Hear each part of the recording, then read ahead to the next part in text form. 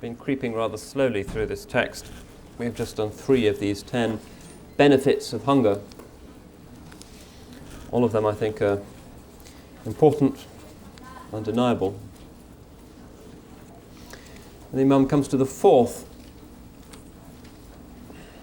and this ties in with what we were saying about the trials of the modern age. He says the 4th benefit is that one comes never to forget Allah's trials and torments or those who are afflicted by them. For the man sated is liable to forget those people who are hungry and to forget hunger itself.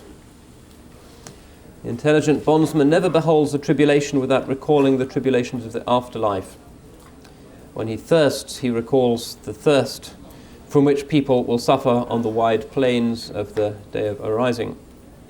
When he hungers, he recalls the hunger of the people of the fire, which is so extreme that they shall long to eat even thorn fruit and the fruit of zaqum and drink ghassaq and molten lead. Never should a bondsman forget the punishment, torments and calamities of the akhirah, for these are the things that arouse fear. Whoever is not in a state of humility, sickness, poverty and tribulation will forget the akhirah, which will therefore fail to be manifest in his soul or prevalent in his heart. It's for this reason that the bondsman should suffer a trial or witness the trial of others, and the most appropriate thing with which he should be tried is hunger. For in addition to the simple reminding of the torment of the afterlife, it contains a great number of other benefits, which is one reason why the prophets and saints were particularly afflicted with trials, the best among them being the most sorely afflicted of all.